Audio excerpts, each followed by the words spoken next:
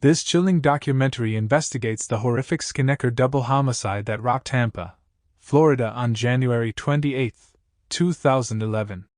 A seemingly devoted mother, Julie Powers Schenecker, executed her two children, 16-year-old Calyx and 13-year-old Beau.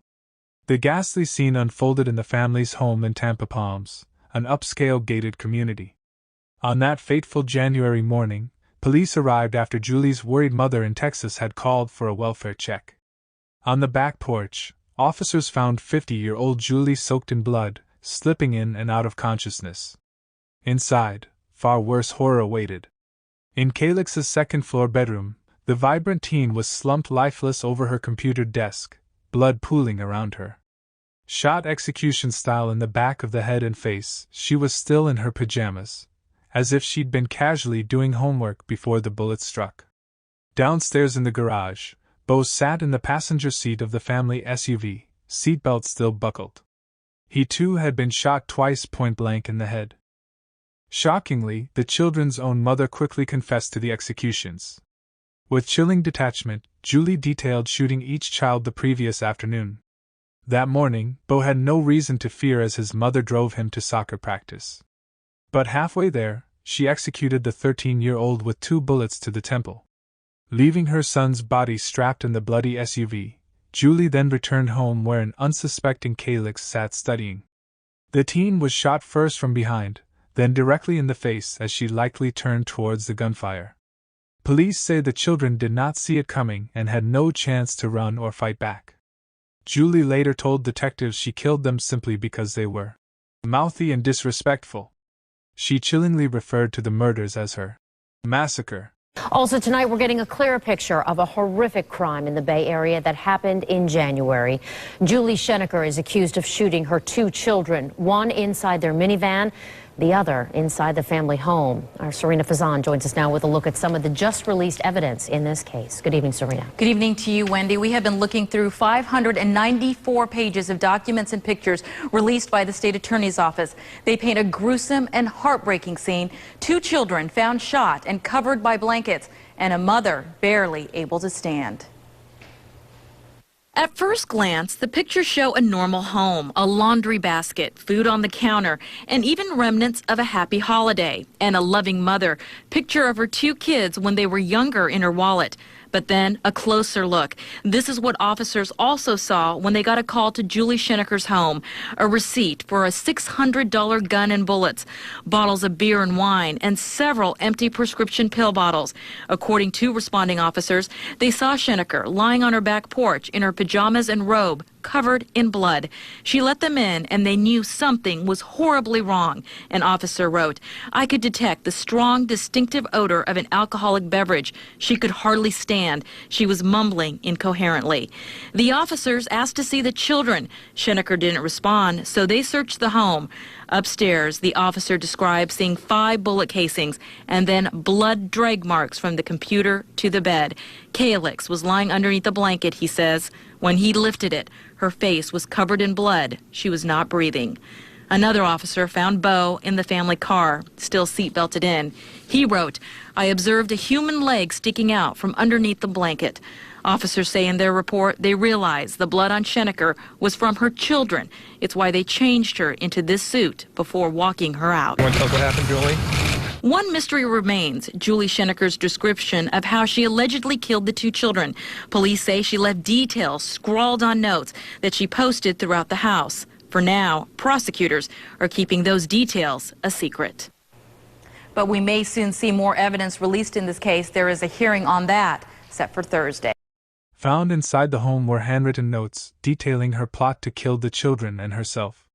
In her writings, Julie expressed frustration at the 3-day wait to purchase her .38 caliber murder weapon, calling it an unfortunate delay to the massacre.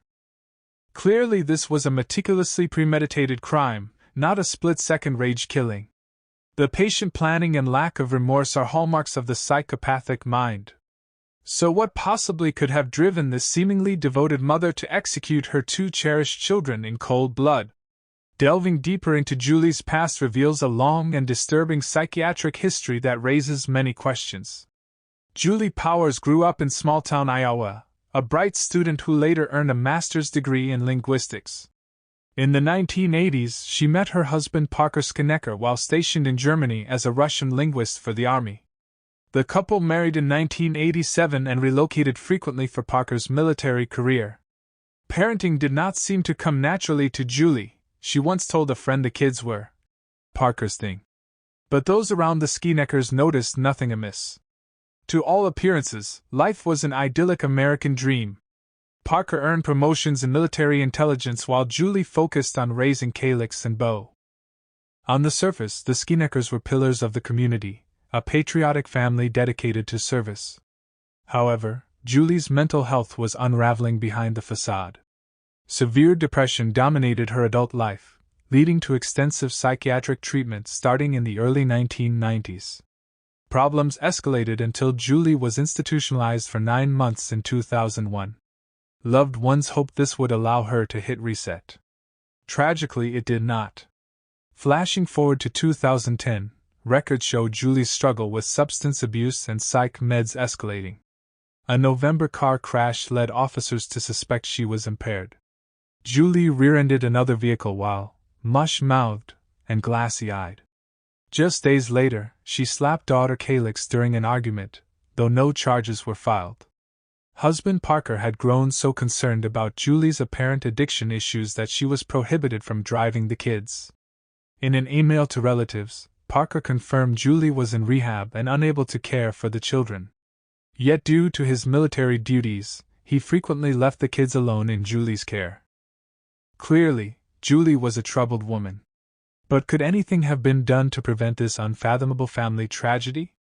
In hindsight, many red flags point to a psychiatric powder keg ready to explode. Julie faced severe mental illness, addiction issues, and limited family support. Still, no one could have predicted she was capable of murdering her beloved Calyx and Bo. There are several new developments in the case of a new Tampa mom accused of killing her kids. We have now learned that Julie Schenecker was investigated in November for child abuse. Meanwhile, there is sadness and shock at the teen schools.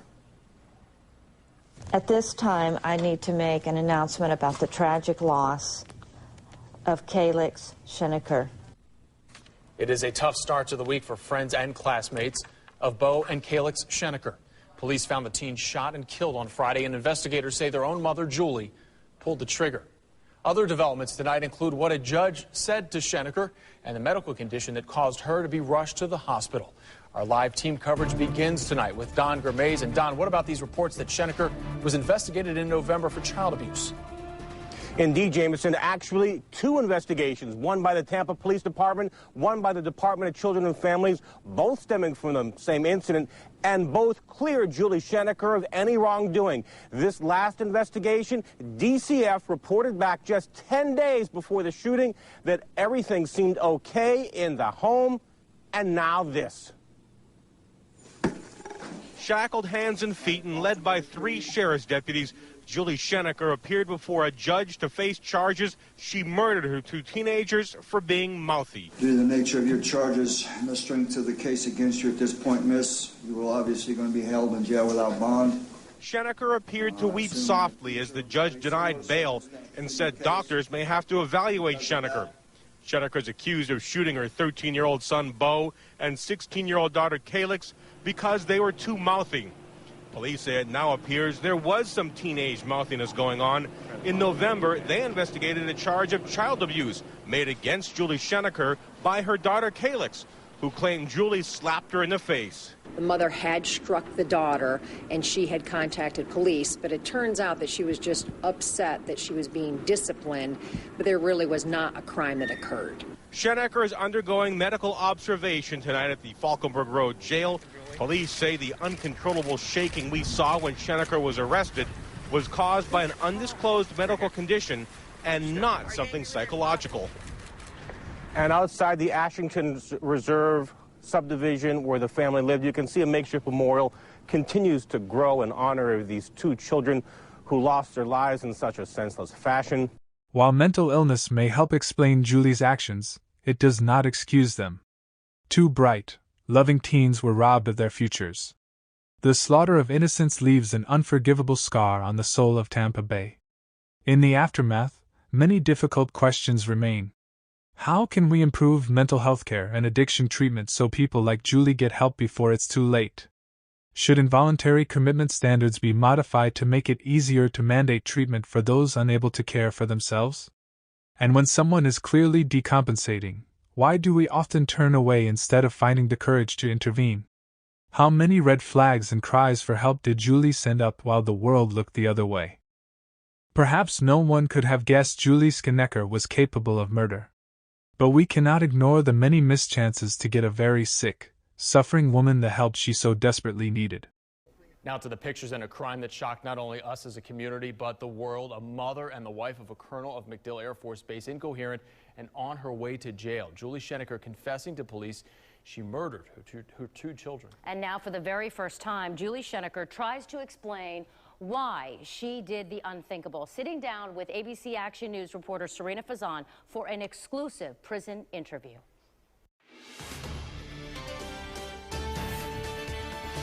I started writing Julie Schenecker just 2 days after her arrest in 2011, writing her every month for the next 4 years.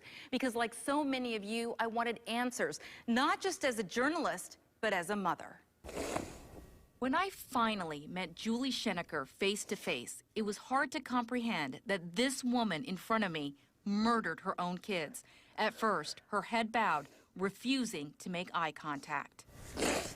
Crying through most of my initial questions about Calyx and Bo. Do you miss them? Her answers coming after long pauses, the memories appearing painful. Eventually, she opens up, the words, what you'd expect to hear from any mother. I told them I loved them every day. You know that? Every single day. And they told me they loved me every single day. So how could she commit such a horrible, violent crime in her own home?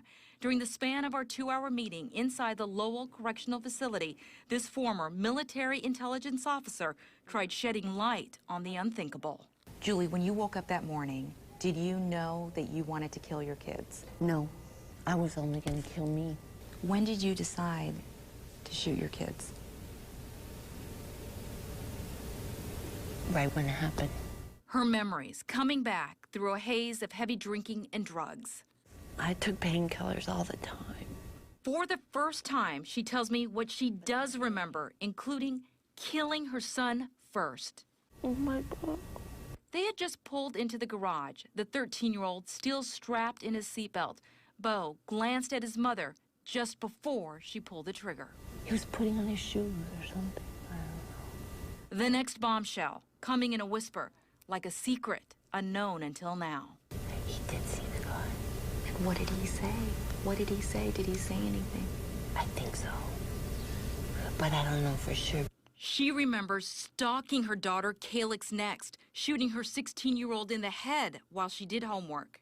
Did she see the gun? No. No.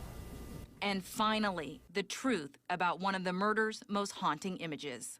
Why did you try to put a smile on Calyx's face? She was smiling, and this side wasn't smiling.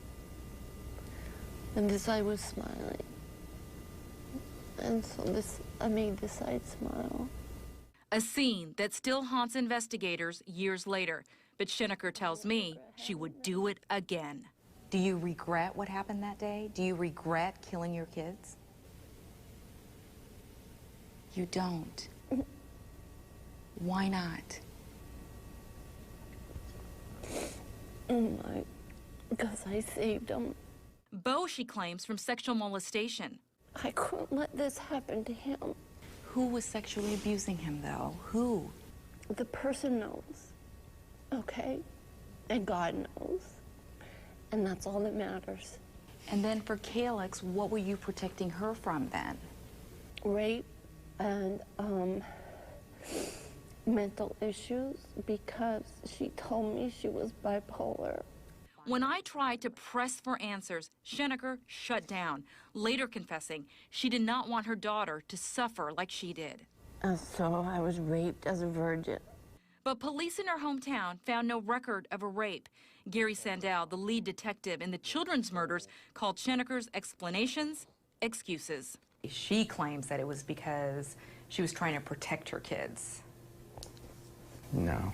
Sandell says just hours after police found Bo and Calix's bodies, Schenecker offered detectives an excuse that stunned the world. She caused the injuries that she did to them because of her malady. That's what her explanation was. And Sandell says the murder plan is clearly outlined in a handwritten journal detectives found in the home. Schenecker claims she doesn't remember writing in the journal, and the first she heard of the motive was years later in trial. That was absolutely not a motive to shoot my kids. They're mouthy, boom, no. Which car? I don't understand what happened that day. So I don't know how to make you understand what happened that day. That's the problem.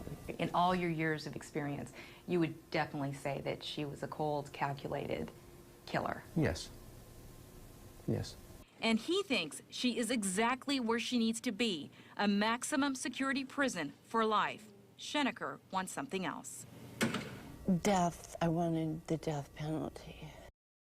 And tomorrow, Julie Schenecker reveals to me the family secret they all worked so hard to protect, and how she says that secret ultimately drove her to kill. Set your alarm for more of this exclusive interview tomorrow morning, starting at 5 a.m. on ABC Action News. Then at 11 p.m., right after the Bruce Jenner interview. Serena Fazan, ABC Action News. It would be unbelievable for people to think that I could be so sick. Now to an ABC Action News exclusive, part 2 tonight. Julie Schenecker breaking her silence, talking about the secrets she claims drove her to murder her children. The case setting off a wide array of emotions, outrage, disgust, and questions about why. Yeah, why would a mother from an upscale Tampa family do the unthinkable? ABC Action News reporter Serena Fazan has been seeking the answers since this case broke. Yeah, she joins us tonight with some answers Julie Schenecker finally provided in this exclusive interview. Serena? That's right, Wendy and Jameson. You know, in every letter I wrote her going back just days after her arrest in 2011, I asked if she had a message, if anything could have prevented this unthinkable tragedy. Tonight, Julie Schenecker answers those questions, telling me what finally drove her to kill, also revealing the supernatural thing she says she saw the moment her children died. They said, "You're such a good mom. You know that all my life." A good mother, an image Julie Schenecker still clings to, and the stunning reason for murdering her own children, Calix and Bo. In her first interview since her arrest, she tells me she sees herself as a savior, not a killer. That's the only thing I can think of doing to protect them. Staring at the floor, the 54-year-old mom held fast to claims she saved Bo from a molester, though she offered no names or evidence. And she claims through murder, she saved Calix from rape and from mental illness. Two demons Schenecker says she experienced. She doesn't expect anyone to understand. They'll never understand. The mother says the moment she pulled the trigger, she knew her plan worked. I saw them, their body, their little soul went right out of their body and went to heaven. They never died. Police would find 13-year-old Bo still in his seatbelt in the family van, parked inside the garage. And inside the home, 16-year-old Calix was in bed, her face wearing a smile put there by her mother. She went like this. And then this yellow thing around her came up and went through the ceiling. And then I picked her up and put her in bed and covered her up. And I sat her up and I hugged her, and she didn't hug me back. And I laid her down and I kissed her goodnight and I covered her up. And then I realized I forgot to cover up Bo, and it was January, so I went and got a blanket and I covered him up and kissed him goodnight. And I didn't see any blood at all, at all. But 3.5 years later, I saw blood in the pictures. And Schenecker also claims to have no memory of the handwritten journal that sealed her fate, the pages written in her own hand detailing a plan to kill her kids for mouthing off. Now I know, 4 years later, how bad I was at that time. It's why she finally agreed to break her silence. The secret put me here. That family secret, her lifelong struggles with mental illness. Schenecker says she and her husband, Colonel Parker Schenecker, covered it up, like this example she claims happened at a party. I'm a civilian. I'm married to a colonel. And a major's wife says something. Boom. A headbutt her. A major's wife. I'm a colonel's wife. I'm the commander's wife. And at a function, yeah. So I'm a little kooky. But they lived in a beautiful home. She drove a fancy car, took care of the kids. On the outside, a picture-perfect family. So I hid it. I did not want anyone to know, and it was our pride. And for him, it was probably embarrassment. She says when it got really bad, she turned to her husband. When I was sick, and we knew. He just said, my wife's sick. That's what we called it. If I was stuck in bed, I'd go weeks without showering. But in 2011, the colonel wasn't home. He was overseas, protecting this country. And in her twisted logic, Julie Schenecker says she was protecting her children. I've never been in that state of mind or that physical state. And while she still thinks Calyx and Bo are in a better place, with surprising clarity, Schenecker also realizes I've ruined way more lives than I would have ever ruined just being me, mentally ill. In prison, she is medicated, housed in the general population. Her crime so reprehensible, Schenecker tells me, she is considered scum even by prison standards, her fellow inmates dubbing her baby killer. It's okay, because Calyx and Bo love me. It's why she behaves behind bars with one reward in mind. I just want to be with them now. So you do miss them? Oh my God, yes. Just tell them that I'll be there soon.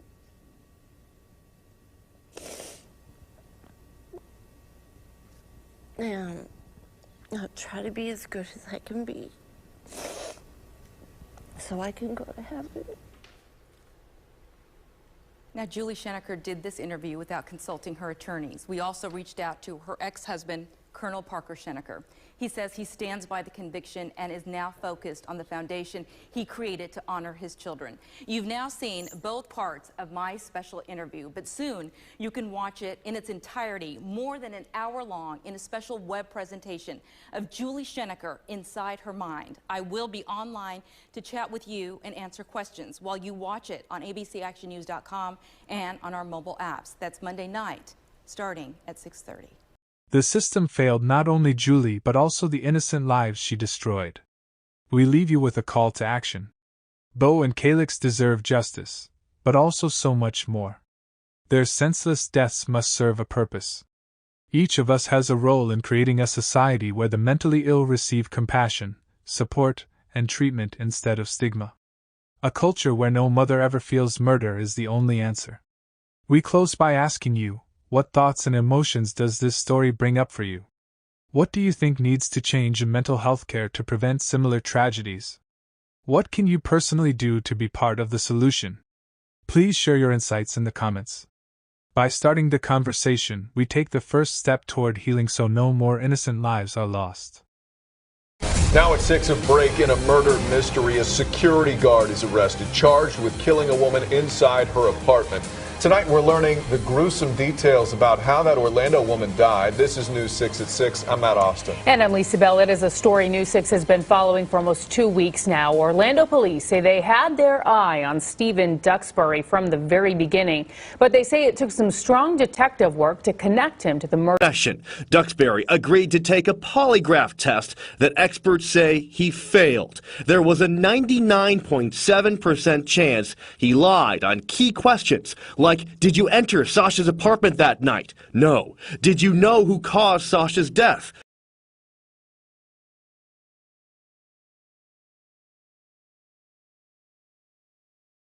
The evening of Friday, October 16, 2015, started out joyfully for 27-year-old Sasha Samsudean, a vivacious young woman known for her active social life. After attending a soccer game with friends, Sasha headed to one of her favorite clubs in Orlando, Florida, to cap off the night. But amid the revelry, a predator disguised as a protector had set his sights on Sasha, leading to a horrific outcome. Sasha said goodbye to her companions around 12:30 a.m. after celebrating her team's win with dinner, dancing, and more alcohol than intended.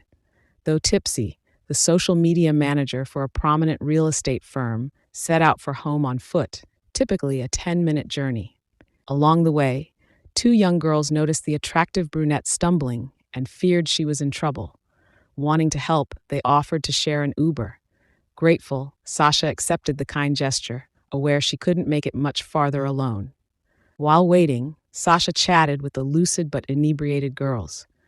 When the Uber arrived, she asked to be taken to the upscale Uptown Place apartments, saying it was home. Still concerned, the teens walked Sasha to the entrance to ensure she got inside safely. But Sasha realized she had left her keys somewhere and couldn't access the high-security building. The guard, Stephen Duxbury, said no one could enter without a key or proof of residency.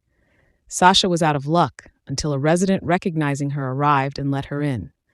After Duxbury assured the girls he'd take over, they left, believing Sasha was in good hands. Inside, surveillance cameras covering the entrances caught Sasha heading upstairs to her third-floor apartment, Duxbury following close behind. Detectives later learned when they reached Unit 345, she punched in the keypad code, but it didn't work. Though trying to remember the sequence, Sasha couldn't with Duxbury looming over her. In a moment of clarity, Sasha realized her keys and code were probably in her car.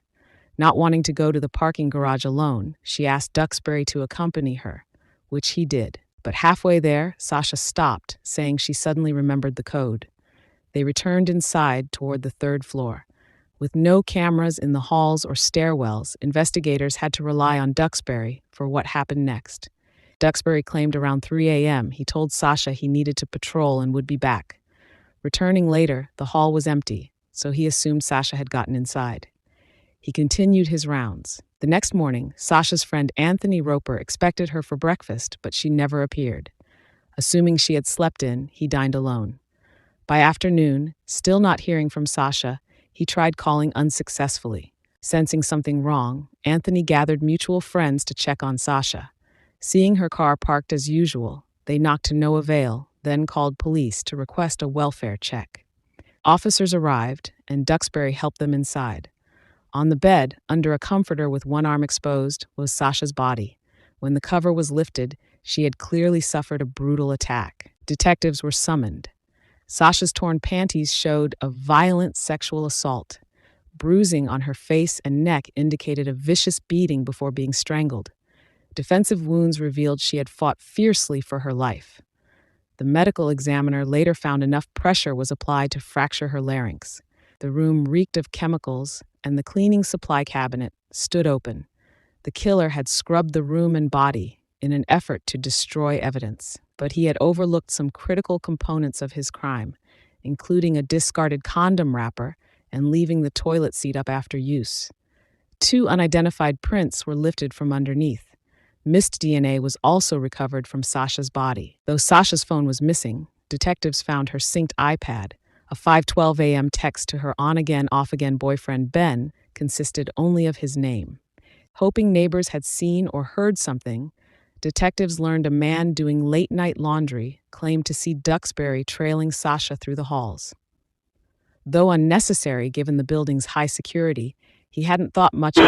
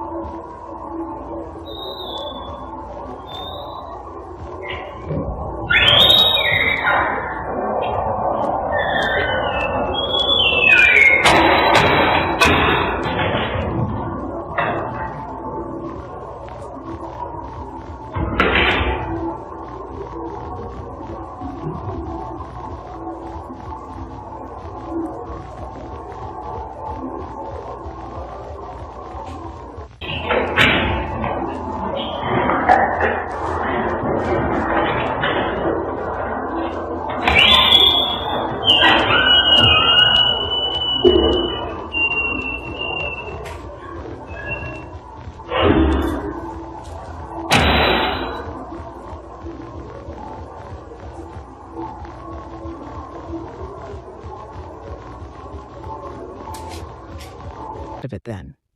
Reviewing CCTV from that night showed Sasha entering alone at 1:46 a.m., steady on her feet. Duxbury followed her in nearly every frame after that. Inexplicably, Duxbury was also seen at 6:36 a.m., over 30 minutes after his shift ended, carrying 2 white drawstring trash bags to the parking garage. Investigators noted they were the same type as an open box in Sasha's apartment. Seeing Duxbury had never before disposed of trash after prior shifts, detectives questioned his motives: an unusually diligent guard or a predator covering his tracks. Instinct, said the latter. When interviewed just hours after the body's discovery, Duxbury gave a timeline of his interactions with Sasha, from denying her entry without ID to leaving her in the hallway to finish his rounds. Believing it could be important, Duxbury mentioned seeing Sasha, or someone resembling her, with a Caucasian male in a polo shirt and casual pants that morning. But footage revealed no one matching that description entering or leaving. To eliminate Duxbury as a suspect, detectives asked him to take a polygraph, which he readily agreed to, having nothing to hide. But the results showed deception on every question about Sasha's rape and murder. He had failed miserably. Noticing fresh abrasions on Duxbury's arms, investigators photographed them as likely bite and scratch marks. After CCTV snippets were released publicly, the girls who had ridden with Sasha came forward, matching Duxbury's account. While he was clearly mixing lies with truth, there wasn't yet enough evidence to charge him. But detectives were confident it was imminent. Seeking to exclude other suspects, detectives questioned Sasha's ex-boyfriends, including Ben, who had tried calling after her text. Eager to help, they willingly provided DNA, but none matched the perpetrators. The helpful tenant who had let Sasha inside was also tested and cleared. 3 days after the murder, the fingerprints from the toilet seat and victim's chest came back to Duxbury. When re-interviewed, unaware his DNA was at the scene, Duxbury insisted he didn't know Sasha and had never been in her apartment.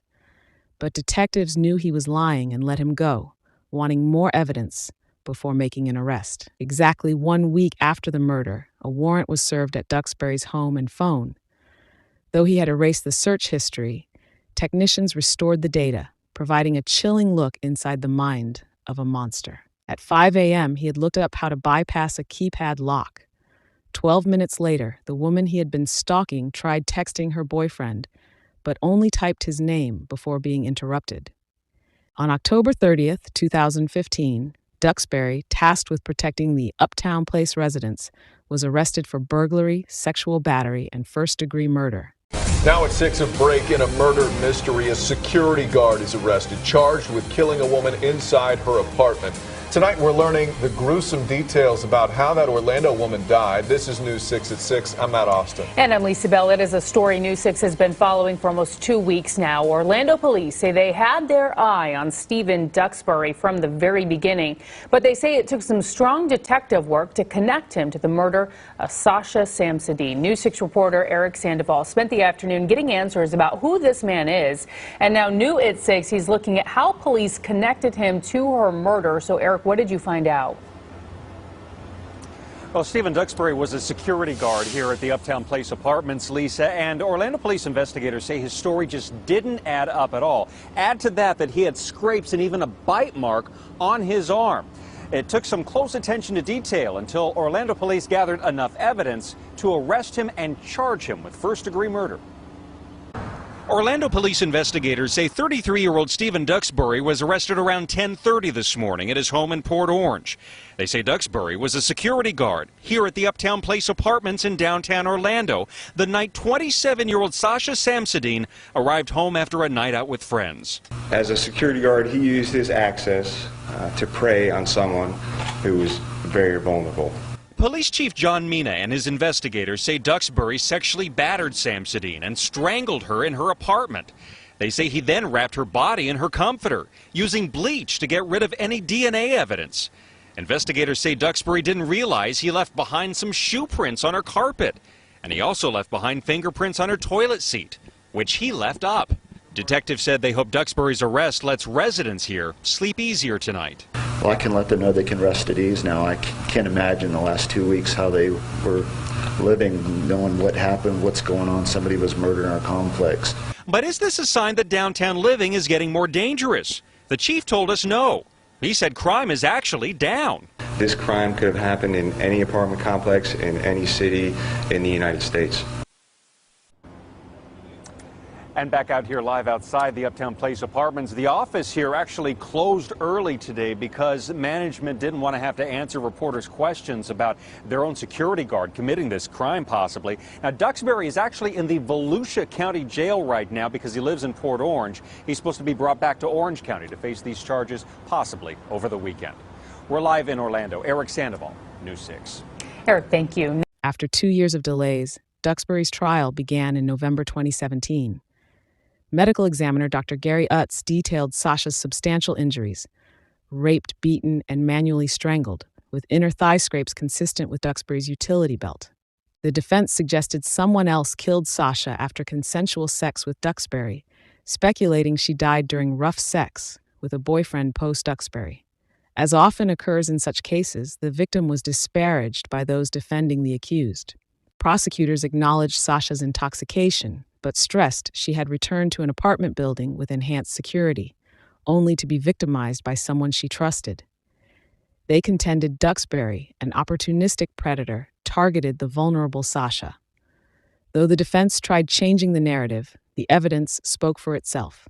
Security guard accused of raping and killing a woman at a downtown apartment complex was back in court today. News 6 reporter Mark Lehman explains what happened at this morning's hearing just days before his trial is set to start. This is the last time Stephen Duxbury will be in court before his trial begins. As now both sides are making their final preparations, the defense is also still trying to get some evidence dismissed. You'll get your order on the motion to suppress probably on Friday. The judge immediately addressing a motion filed by attorneys of 35-year-old Stephen Duxbury. With the trial less than a week away, the defense is asking the judge to limit key evidence in the case. It surrounds these documents filed on Monday. The defense saying analysis shows a pair of sneakers collected from Duxbury's apartment only appear to match a bloody footprint found inside the apartment of 27-year-old Sasha Samsudean. She was killed at Uptown Place while Duxbury was working as a security guard in the building in 2015. His attorney saying speculation should not be admitted as evidence, but the state says the motion is untimely and should be struck by the court, especially with the trial right around the corner. State? Yes. How many days do you need? I would estimate about 5. Both prosecutors and the defense saying they expect testimony in the case to last for 5 days. Duxbury's attorneys also hinting additional motions could be filed, to which the judge said time is running out. All right, we'll get them filed because you need to have them heard in front of me before Monday. So I would suggest you get them filed, which means you have them tomorrow. After the judge issues her order on any outstanding motions on Friday, both sides are expected to be back up in court first thing on Monday. Jury selection is scheduled to begin starting at 9 a.m. For now, reporting in Orlando, Mark Lehman, News 6. After a week of testimony, the jury deliberated 4 hours before convicting on all counts. Seeing through the defense tactics, they had acted decisively. Duxbury received life without parole for the sexual assault and murder, plus 15 additional years. Though pleased, Sasha's parents were appalled by the preventable events at Uptown Place. Unable to move past the chain of events costing their daughter's life, in 2017, they sued the condo association, security company, and keypad lockmaker. The family of a woman murdered in her downtown Orlando apartment is taking legal action. More than a year and a half after the death of Sasha Samsudean, her parents have filed a lawsuit against Uptown Apartments, Kwikset Lock Company, and Vital Security Company. The man charged in the case, Stephen Duxbury, was a security guard at the complex. News 6 reporter Vanessa Ariza has been reading through the lawsuit and talked with the attorney representing the Samsudeans. Matt, that attorney tells me that he wouldn't mind talking with the media, but he doesn't want to jeopardize this case. That being said, one of those companies listed in the lawsuit is Kwikset. They make locks very similar to this one. In fact, this is a Kwikset lock. And in that lawsuit, they have a picture very similar to this, and it specifically notes this little side nugget on the side.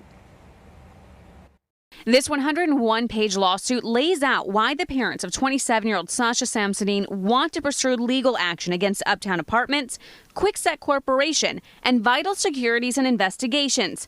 Early in the lawsuit, a picture of this lock is shown. It's a quick set lock. Quickset is very popular. It's, like I said, it's in 95% of the homes. There's two brands that are out there, Schlage being one of them, Quickset being another.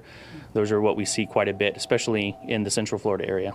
Bo Armstrong with Armstrong Lock and Security says there's a convenience with locks like this one, but also a risk. See that little slot to the left of the lock? That allows you or anyone who has access to your key to reset your lock to fit another key. With that particular lock, there are some methods to manipulate that open without showing any signs of forced entry. So that a homeowner wouldn't even know that someone got into a home through that cylinder. It would take a forensic locksmith to kind of point out some things. The lawsuit also notes the interior of the lock, saying this piece of plastic on the inside makes it easy for someone to break in. Armstrong says with these type locks, the way of getting in has more to do with manipulation of the lock itself rather than unlocking the key code. Earlier today, I went inside Uptown Apartments to speak with a representative. I was directed to their corporate office. I have emailed them. I have yet to get a response from them. Now, as far as Quickset, they did send me a response saying they stand behind the security of their locks and they will continue and help in any way that they can with this investigation. Now, as far as Vital Security, who is also named in that lawsuit, I spoke with the attorney who is representing them. He said they haven't even received the lawsuit that was filed on Monday. Matt? The building and security company lawsuits continue. Revelations include complaints against Duxbury for abuse of authority and harassment. The suit against the lockmaker stalled when the tenant after the murder had replaced the device, leaving the original unavailable for inspection. But samsudean representatives point to studies showing those locks could be easily hacked as proof of a defective product. In 2019, Duxbury's lawyers appealed over the polygraph responses about his apparent knowledge of Sasha's death details being presented to the jury. Their request for a new trial was denied. Today, Stephen Duxbury serves his life sentence at Graceville Correctional Facility in Florida, where he will remain for taking the life of Sasha Samsudean. To those who knew her, Sasha was so much more than a victim of the predator charged with protecting her.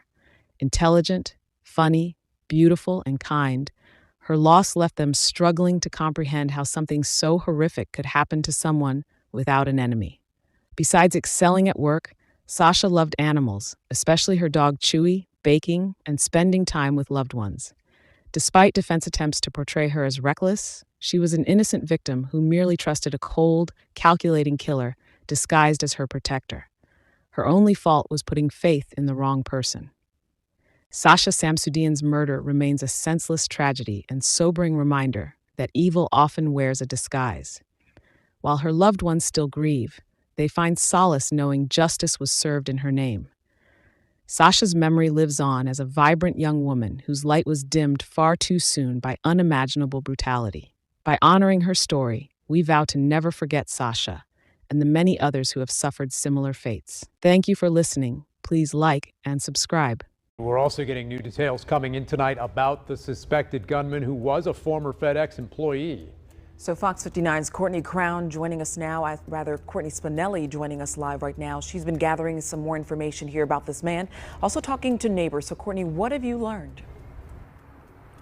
Well, Beershell, that suspect, 19-year-old Brandon Hull, of course, we said we do know he is now been confirmed that he is a former FedEx employee, though we're still working to learn whether he was terminated from the company or if he left on his own. But within the last few minutes, we're learning more about his history with law enforcement, and that includes the FBI. Continues at this FedEx facility. They're working on trying to determine a motive.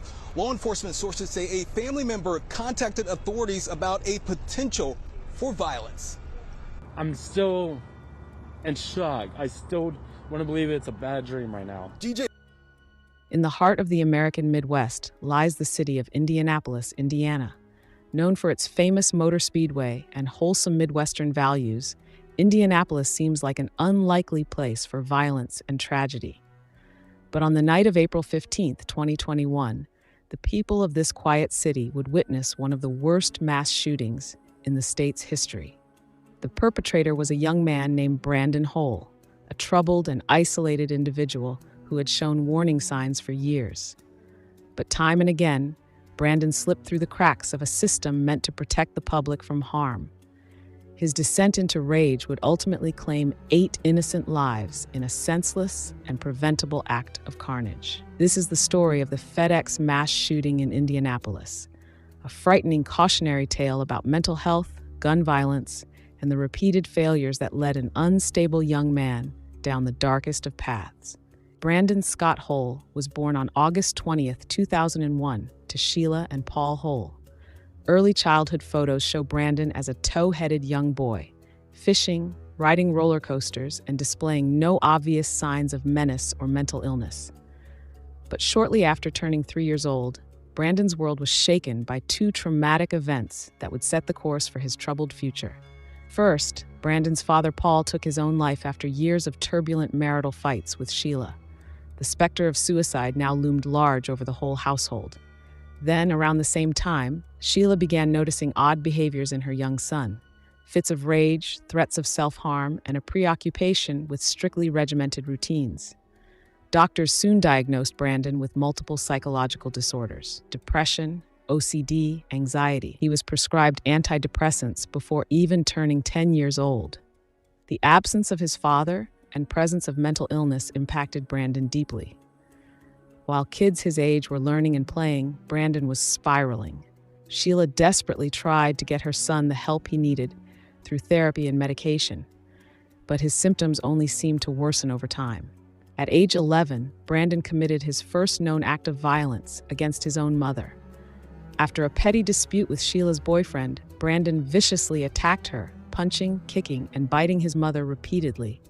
When police arrived, they found Brandon wielding 2 kitchen knives in a homicidal rage.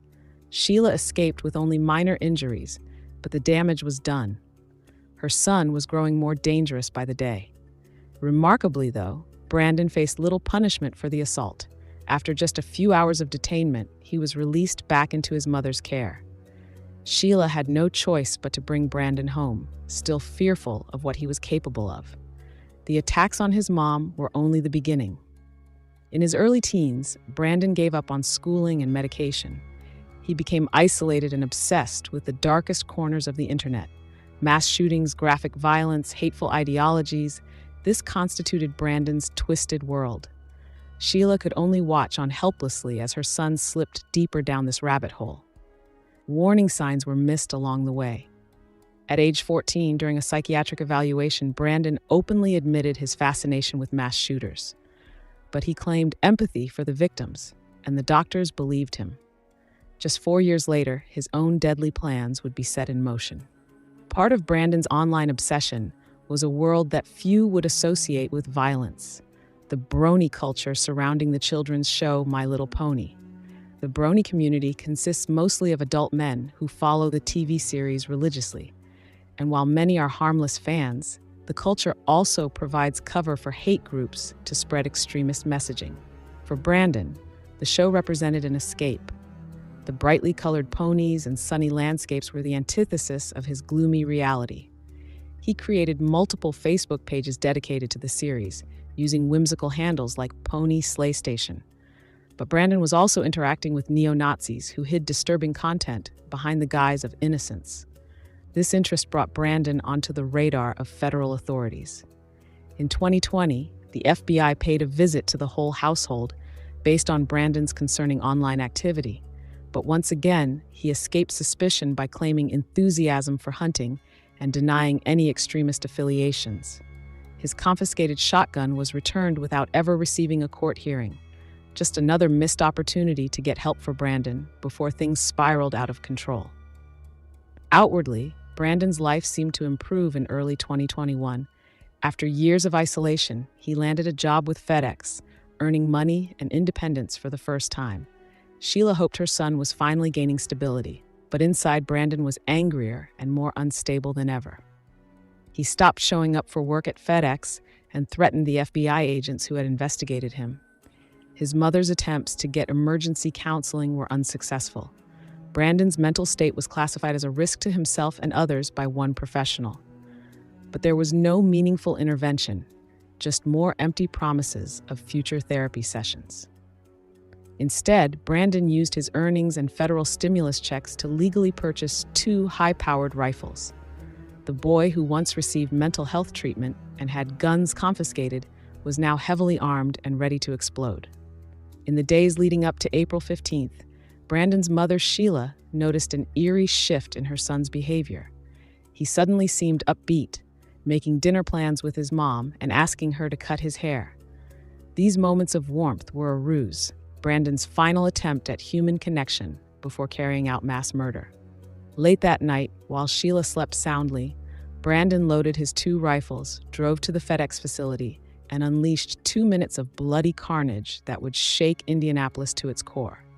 The FedEx warehouse was staffed with a modest overnight crew.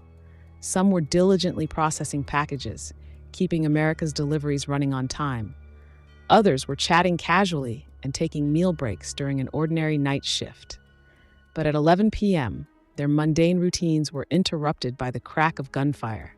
Brandon had entered through a guarded employee entrance, easily gaining access to the building where he once worked. Armed security was helpless to intervene as Brandon indiscriminately fired off round after round from his legally purchased assault rifles. The warehouse erupted in chaos. Bullets flew through the air as employees scrambled in terror. Many were running for any exit they could find, only to end up trapped at gunpoint outside. Others hunkered down where they stood, hiding behind equipment and under conveyor belts.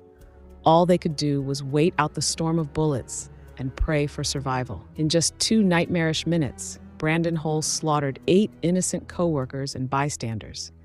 The victims ranged from age 19 to 74, with families and whole lives ahead of them. They had shown up expecting a normal workday. Instead, they encountered a disgruntled young man's pent-up rage exploding without warning. The shots finally ceased after Brandon took his own life outside in the parking lot. When police arrived to survey the carnage, they found his body still dressed in a t-shirt featuring a cutesy My Little Pony character. A chilling irony for a man capable of such calculated mass murder. To recap again what we know so far, 9 people dead, including the suspected shooter. This investigation still very active and in the early stages. So right now they do not know if the shooter worked at this facility or the connection to the company or to any of the victims. Family members being asked to go to the Holiday Inn Express on Stansted Drive. As you can imagine, emotions there on scene are still very high right now. News of the shooting quickly spreading, but limited details immediately available to them as well as the media. Family who have made their way to FedEx could do nothing but wait to know if their loved one was safe. We waiting. We don't know if my nephew okay or not. We've been calling his phone, texting them. Like they said, their phones are locked up. They can't have them on them at work. We just out here with other family members and loved ones waiting to see, like everyone else, if our family member's okay, my nephew. Darius Johnson on the scene live for us this morning. He's been at the Indianapolis Holiday Inn Express waiting with family. Darius, are families still waiting for updates this morning? Hey there, Daniel. Yes, on the inside, just behind this glass, these windows right here, there are still possibly about a dozen families who are on the inside still waiting. Some of them who are standing right here at the door still waiting as well. They have kind of pulled the curtains to where you can give some of them a little bit of privacy. We are not allowed to take our cameras in there. We are not allowed to conduct interviews in there. We've mostly been waiting outside to give them their space, give them their respect, and also, you know, hoping to talk to them as they find out any more information, just to be able to enlighten us what's taking place and also, you know, what they've learned about their loved one as well. You all have been with us for multiple hours as we continue to talk to people who are just completely heartbroken and crushed by this tragic situation. The first time that Indianapolis has really dealt with something of this magnitude. And I remember around 7:30, I was telling you all that I was going to bring you the interview from the father who came to tears just knowing that his son was safe and okay. And even more so, he started praying for everyone. He really started praying for peace. I want you to go ahead and take a listen to some of that video right now. I didn't know if I was going to be able to go home. It was scary, and I want everybody to love each other. That's it. Yeah. Thank you. So any words you have to say to Hoosiers or to even, you know, those who have lost loved ones today? I love you guys. There's no need for this. community coming together in the midst of a tragedy, and that's just what Hoosiers do during this time. Once again, as I told you, we've been here since around 2 o'clock this morning, where there were hundreds who were pouring in just to try to learn anything, whether their loved ones were inside the facility waiting to be bussed over here, whether their loved ones had gone to the hospital and they had some injuries, or whether their loved ones had sadly passed. So many of them are still hoping to find that out as they get ready to arrive here this morning. The one thing I can say, it's a little calmer right now, but it continues to come in spurts. You continue to have people who will immediately come in groups of maybe 5 or so every 15 minutes, and they are just seen rushing inside just to see what they can learn, just to be able to give their loved one's name, to figure out exactly what's going on here. Again, we will continue to keep you all updated. There are still chaplains here on the inside praying for many of these people, and also I have to say there are still people on the inside who have no answers. They have been here since we arrived at 2 o'clock this morning, and they are waiting, they are hoping, and they are praying for a miracle at this time. Yeah. We are live on the southwest side at the Holiday Inn on Stansted. I'm Darius Johnson for Fox 59 News. Darius, I wanted you to hang in there with us real quick, because one of the things we didn't get to see in that particular interview is at the end of that, he hugged you. Can you tell us a little bit about that moment? Yeah, I'm a hugger. I'm a human with a heart. This is a situation where you cannot be removed from it. This affects everyone, and everyone should be affected by it. That's the simple way to put it. There's no other way to put it at this point. And you are here to console people. I am a human first, a reporter second. So I have to make sure that people are okay in the midst of these tragedies. And just to see the tears in his eyes and him calling for peace in the community and the prayers that he sent to everyone else, it really warms your heart, and you really sit there and you sympathize with people who are going through such heartbreak this morning. And Darius, having known you for only 3 months, you also have a lot of compassion, and you're a good person. Nice work bringing us that story and the details from Mr. Mitchum. We appreciate it. Thank you. In the aftermath, a community was left grasping for answers. How could this happen in their backyard? Why did no one recognize the depth of Brandon's instability? Heartbroken families demanded accountability for the repeated systemic failures that allowed their loved ones to be gunned down at work. It was senseless, maddening We're violence. also getting new details coming in tonight about the suspected gunman who was a former FedEx employee. So Fox 59's Courtney Crown joining us now, Courtney Spinelli joining us live right now. She's been gathering some more information here about this man, also talking to neighbors. So Courtney, what have you learned? Well, Beershell, that suspect, 19-year-old Brandon Hull, of course, we said we do know he is now been confirmed that he is a former FedEx employee, though we're still working to learn whether he was terminated from the company or if he left on his own. But within the last few minutes, we're learning more about his history with law enforcement, and that includes the FBI. Today, investigators searched a home in Indianapolis associated with Hull.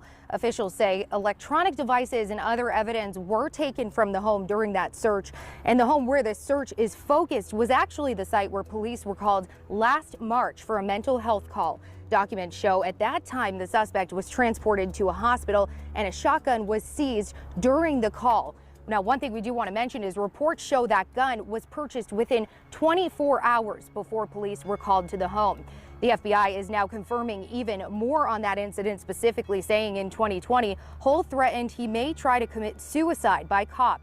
The FBI says, quote, no racially motivated violent extremism ideology was identified during the course of the assessment, and no criminal violation was found. They also say that shotgun was not returned to Hull after that. But today, family members of the suspect alleged his immediate family failed to get him the help he needed, despite these warning signs. Brandon was isolated. We lost our father in 2004 due to suicide.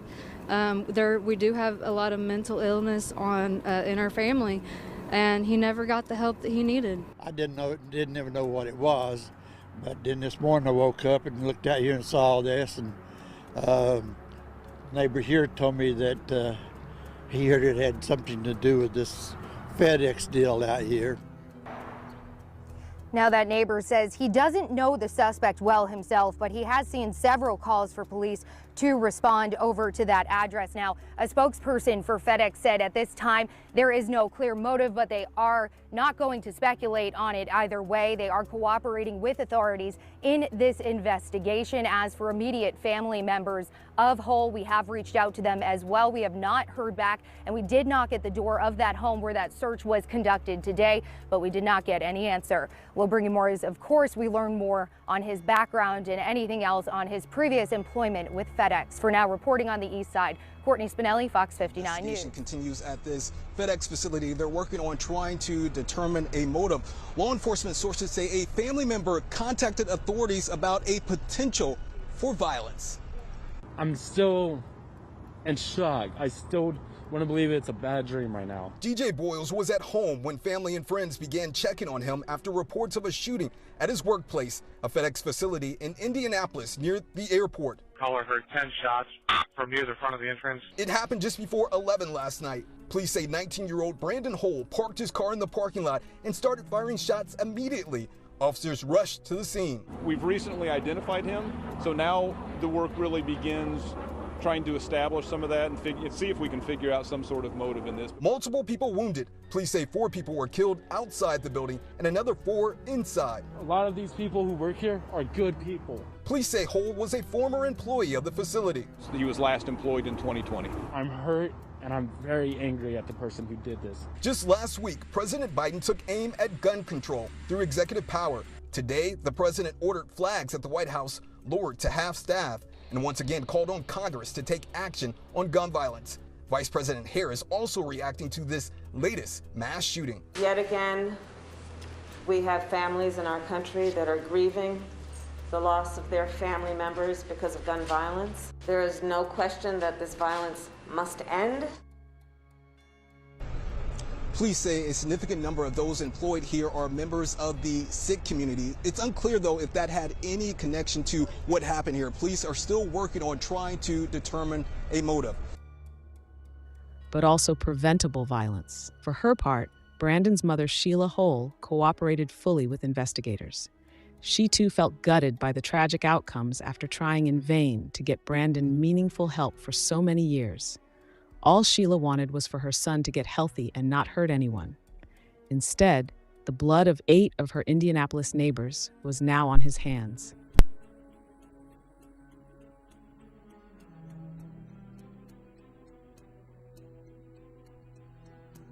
National headlines. In April, these 8 people were killed. Several more were injured when a former employee opened fire.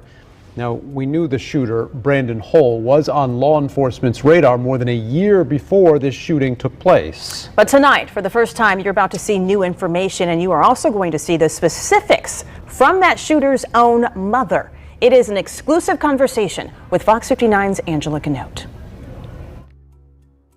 Sheila Hull doesn't want sympathy. She wants to say she's sorry. She details the steps she took trying to get her son help and says in order to stop the next mass shooter, red flags need to be taken more seriously. 8951 Maribel Road. 11 p.m., April 15th. Caller heard 10 shots. Brandon Hull drove to FedEx, where he used to work. We can hear the shot. Within minutes, police say the 19-year-old randomly killed 4 people outside. The rifle inside here. And 4 people inside the facility. 4 more down inside the building. Brandon then turned the gun on himself. I won't grieve his death. I can't. I grieve the victims' deaths because it's not anything I ever thought would happen. Brandon grew up enjoying fishing and roller coasters, but Sheila says from the age of 3, Brandon struggled with obsessive compulsive disorder, often felt alone, and cannot control his anger. That was right around the time Brandon's dad died of suicide.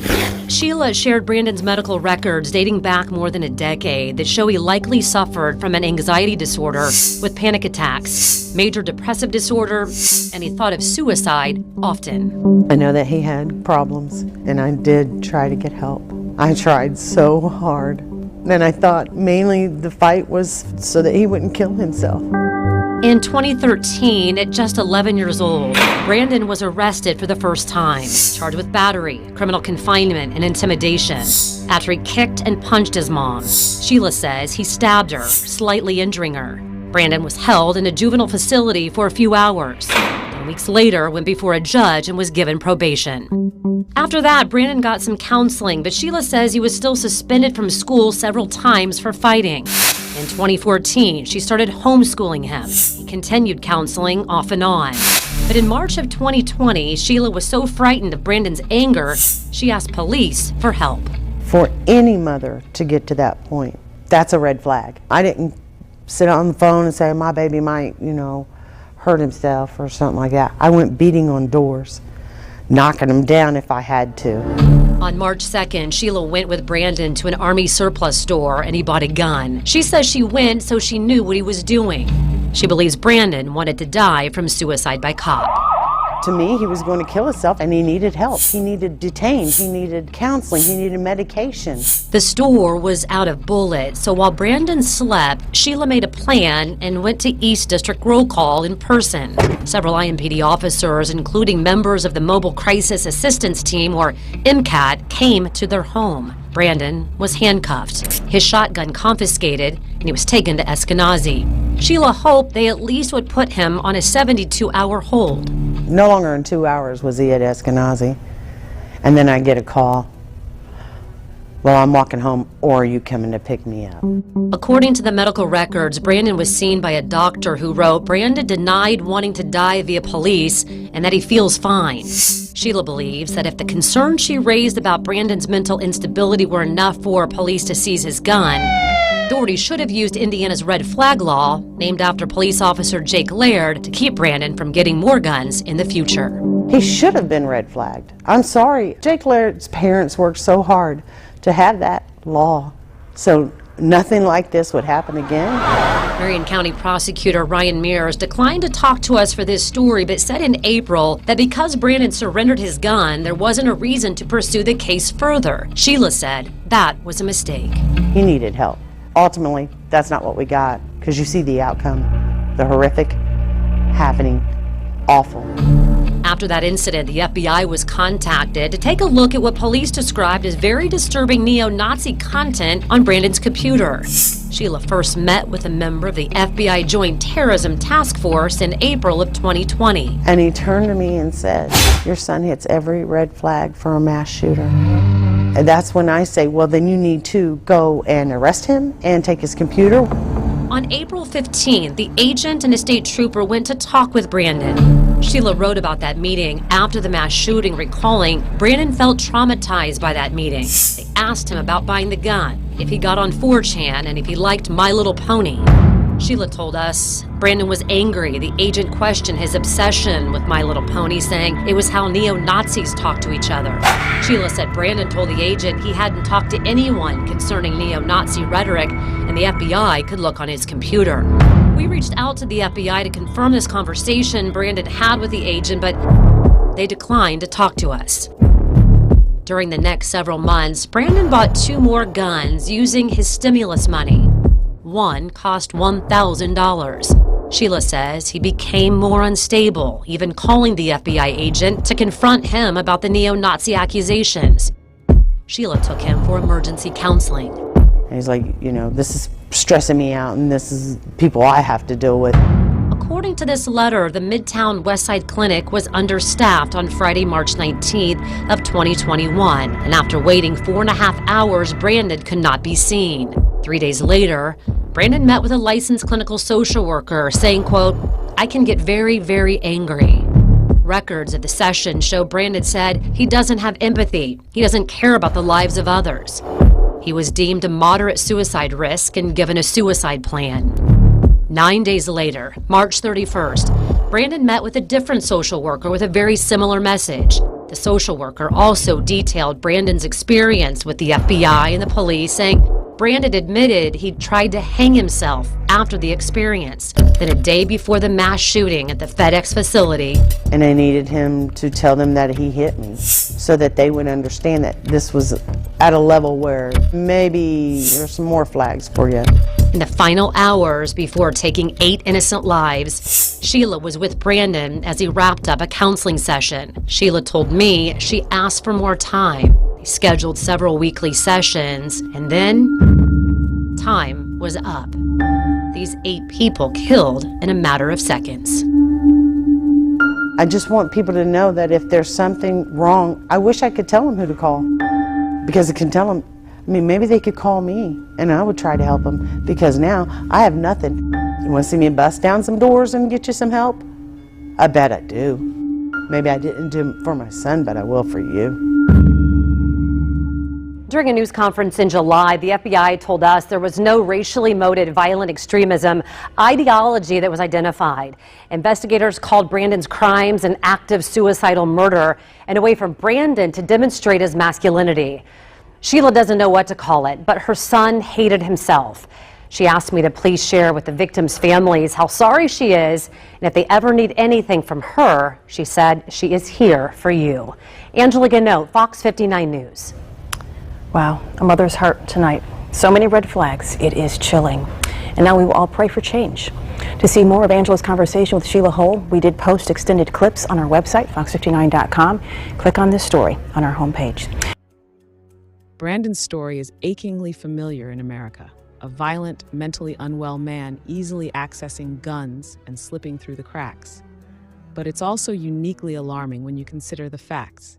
Brandon showed violent tendencies from the age of 11 onwards. He attacked his own mother viciously as a child. He openly admitted fascination with mass shootings during psychiatric treatment sessions. This is about as clear of a red flag as can be waved. Police temporarily confiscated Brandon's shotgun after clear warning signs. But Indiana's red flag law, intended to prevent high-risk individuals from accessing guns, was never properly applied. The FBI noticed his obsession with mass shootings and extremist content online, but they seemed satisfied with Brandon's assurances that he posed no real threat. A mental health professional explicitly classified Brandon as a danger before the shooting. Yet he still walked out freely, purchased more guns, and carried out mass murder. Time and again, Brandon Hull gave indications that he was a ticking time bomb ready to explode. And time and again, those warnings went unheeded until it was far too late, until the gun smoke cleared and 8 innocent people lay dead. The events still haunt Indianapolis today. Makeshift memorials comfort grieving loved ones. Gun reform advocates demand action, and residents wonder if anything could have prevented this homegrown madman from slipping through the cracks. The truth is that many things could have been done differently, but now 8 souls are lost, and a community forever changed. The story of Brandon Hull and the Indianapolis FedEx shooting reminds us that systems meant to protect can fail us, that mental health and gun violence remain entwined threats, and that we must remain vigilant against those who would do us harm, regardless of the facade they present to the outside world. Brandon was not some lone wolf who attacked without warning.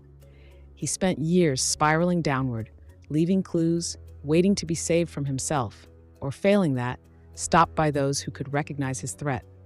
But through repeated oversights and inaction, he was allowed to plot his own personal apocalypse. Indianapolis did not see it coming on that quiet April night. No one could anticipate the devastation to come when Brandon walked calmly into that FedEx warehouse, his rampage planned out in cold blood long ago. But if we learn from this tragedy, other lives can perhaps be spared from future violence. Brandon Hull's story reminds us that the red flags are usually there if we choose to see them, that prevention takes courage and persistence, and that our society fails victims when inaction allows simmering danger to reach its boiling point. The families of Indianapolis hope no other community will have to endure their anguish, that no other mother will helplessly watch her child morph into a killer. It's too late to undo Brandon's evil deeds, but by heeding the warning signs, we can stop other ticking time bombs before their fuses run out.